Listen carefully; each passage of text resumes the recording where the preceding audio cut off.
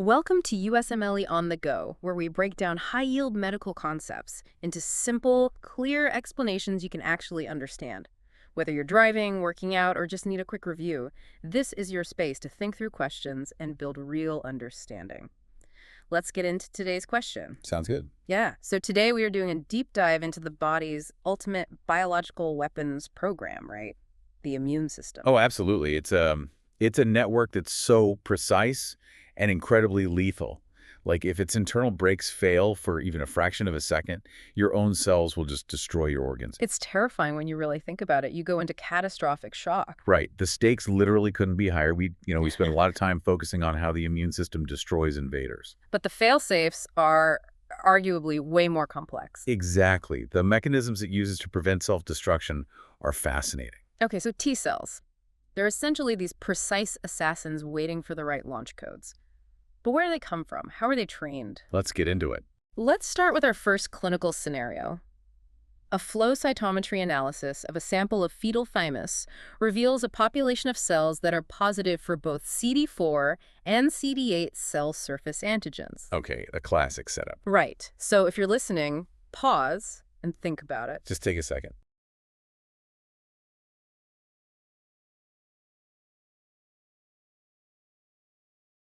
What is this question really telling us about where the cell is in its life cycle?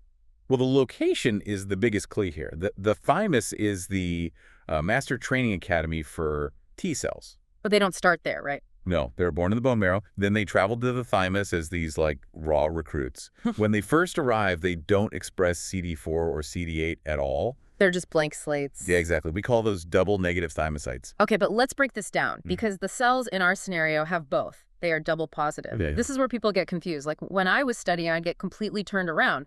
Why would a cell have both uniforms? Because it's right in the middle of its rigorous training. Yeah. This happens in the outer layer of the thymus, the cortex. So at this double positive stage, what's actually happening? It's undergoing positive selection.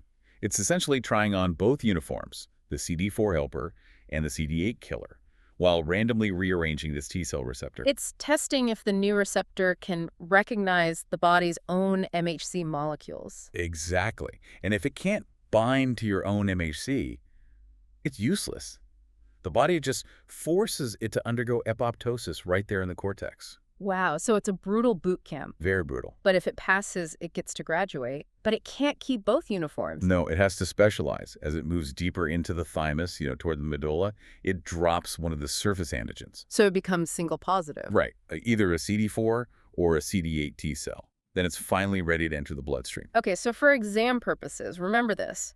Immature T cells in the thymus cortex are double positive. They are still learning. Spot on. And once they pass that test and specialize, they're deployed to the periphery. Just waiting for a target. So let's see what happens when a deployed CD8 killer T cell actually finds that target. Let's do it. Here is the scenario. A 21-year-old college student presents with fever, a severely sore throat, an enlarged spleen, and posterior cervical lymph node enlargement. Okay, sounding very summary. A peripheral blood smear shows large lymphocytes with abundant cytoplasm. So, pause and think about it. What is the infection, and what exactly are we looking at on that smear?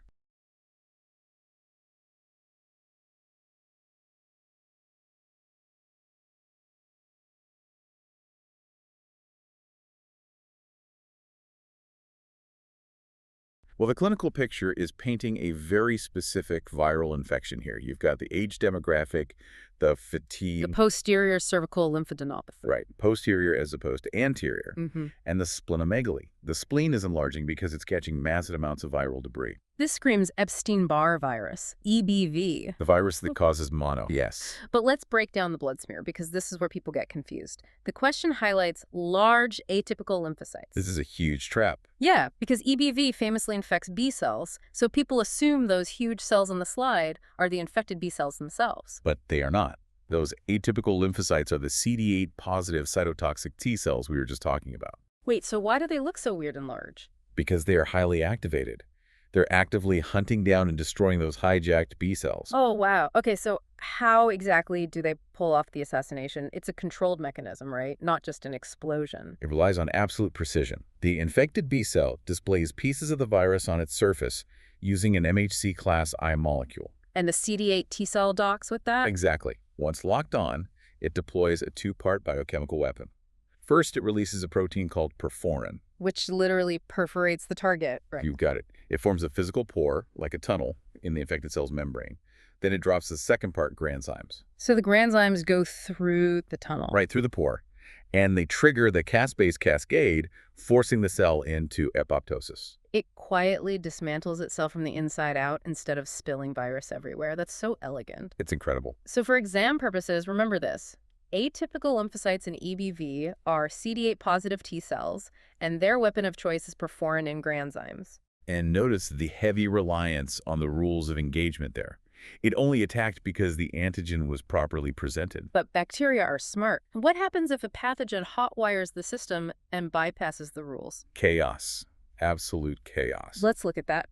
A 26-year-old man develops sudden high fever, vomiting, diarrhea, profound hypotension, and a diffuse sunburn-like erythematous rash. That's intense. 3 days ago, he had nasal packing placed for a severe nosebleed. So, pause and think about it.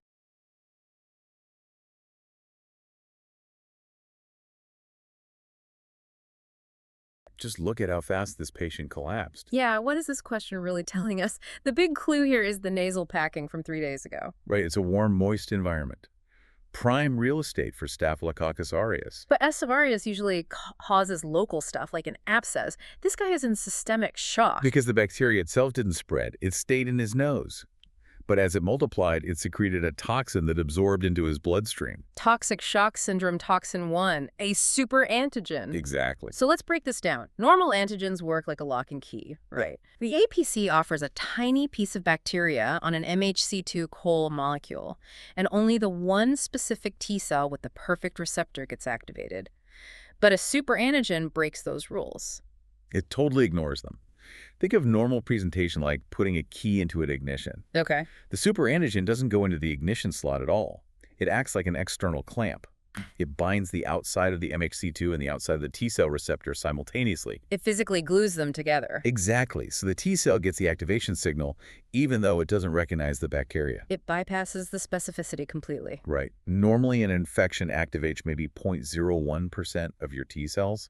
A superantigen can activate up to 20% of all your T-cells at once. Oh, wow. And that leads to the massive cytokine storm. You map those cytokines to his symptoms, and it makes perfect sense. IL-1 hits the hypothalamus for the fever. Yep, and tumor necrosis factor, or TNF, rips apart the tight junctions in blood vessels. Fluid leaks out, blood pressure crashes, hypotensive shock. Plus, the IL-2 makes even more T-cells proliferate. It's a runaway train. It's terrifying. So for exam purposes, remember this. Toxic shock syndrome is caused by a superantigen that cross-links MHC segment 2 and KCR directly, causing a massive cytokine storm. And that runaway train is exactly why normal T-cell activation requires such strict permissions.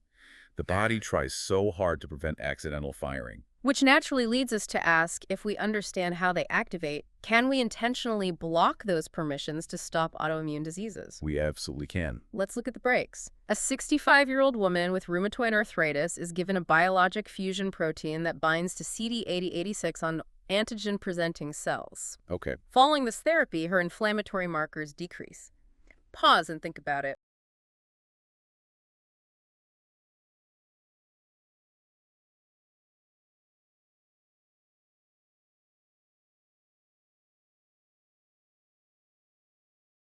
What is this question really testing? It's testing our ability to artificially induce peripheral tolerance. Think of it this way. It's like launching a nuclear weapon. T cells need two separate keys turned at the exact same time. Signal 1 is the TCR binding MHC and the antigen. Right, the radar saying, I see a target. But that alone won't launch the weapon. It needs signal 2. Yes. CD28 on the T cell has to bind to B7 on the APC.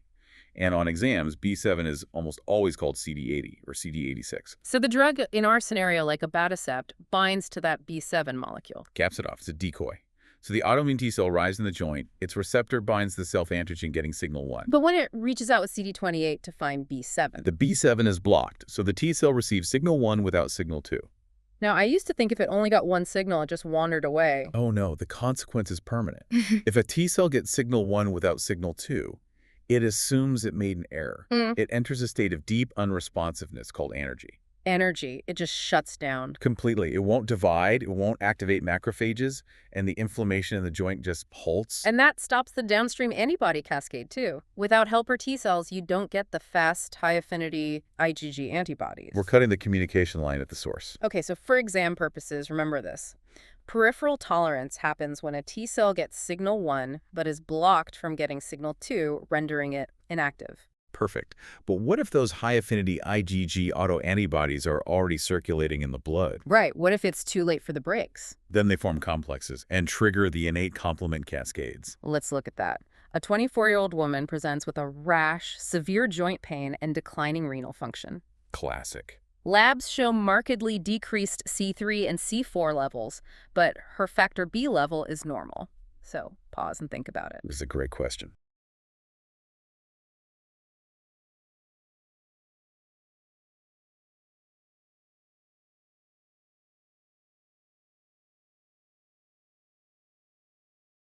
First off, think of it this way. A young woman with a rash, joint pain, and kidney issues. That's lupus. Systemic lupus erythematosus. She's making autoantibodies against her own cells. But the question is testing the lab findings. Low C3 and C4. This is where people get confused. They think the body stopped making them. Low levels here actually mean they are being heavily used up. The complement cascade is chewing through the C3 and C4 in the serum. But why is the normal factor B the key clue? Because the complement system has multiple starting points. The alternative pathway uses factor B. Since hers is normal, the alternative pathway isn't the driver. It isolates the problem to the classical pathway. Exactly. And the classical pathway is initiated only when the C1 protein binds to the Fc portion of IgG or IgM antibodies attached to an antigen. Immune complexes. Her autoantibodies are forming complexes, getting stuck in her kidneys, and then C1 comes along and starts cleaving C4 and C3 right there. And that calls in the neutrophils, which completely trash her kidney filtration barriers. Man, they love hiding the mechanism in lab values. So for exam purposes, remember this trap. Low C3 and C4 with normal factor B points directly to the classical complement pathway, triggered by antibody-antigen complexes. And since C1 is the starter motor for that cascade, the body has a dedicated regulatory protein, the C1 inhibitor, to act as a continuous brake pedal. So what happens if that brake pedal snaps off? Let's see. Here is the scenario. A child presents with repeated episodes of massive, painless swelling of the face, lips, and tongue. There are absolutely no hives and no itching. This is a scary presentation. Pause and think about it.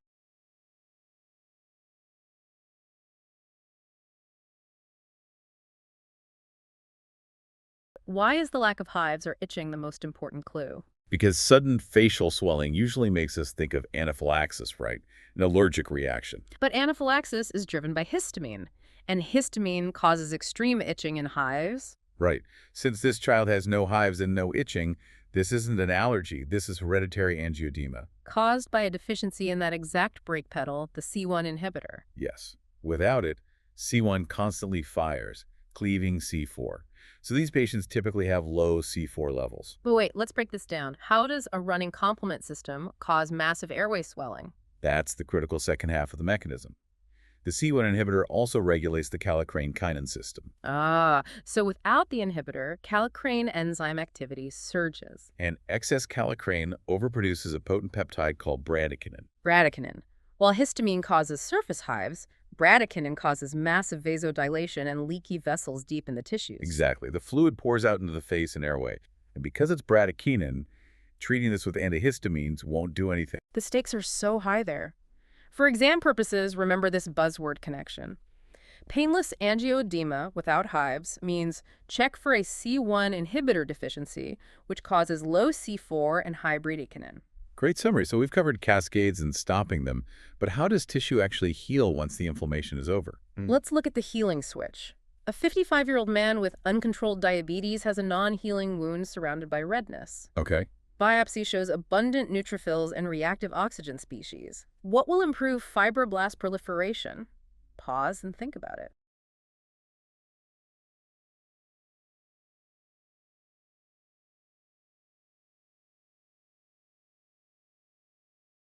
So what is this question really telling us about the environment? The body is stuck in fight mode.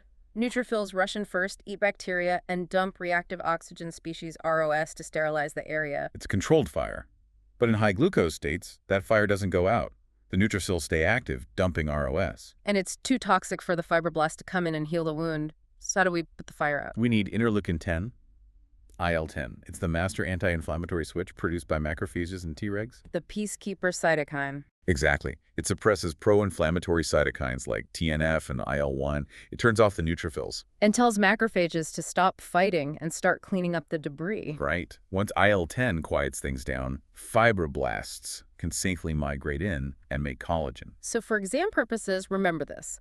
IL-10 is the ultimate anti-inflammatory switch that stops the neutrophils and lets fibroblasts start healing the wound. But consider this paradox. What if shutting down the macrophages is the worst possible thing your body could do? Wait, really? How can IL-10 be the hero and the villain? Let's test that with our final scenario. Let's do it. A patient with hypopigmented numbskin lesions gets an intradermal injection of Mycobacterium leprae antigens. He develops a firm indurated nodule at the injection site. Okay, let's break this down. Numbskin lesions equals leprosy, but what does that firm nodule mean? It means the immune system is reacting strongly. It's a Th1 cell-mediated response.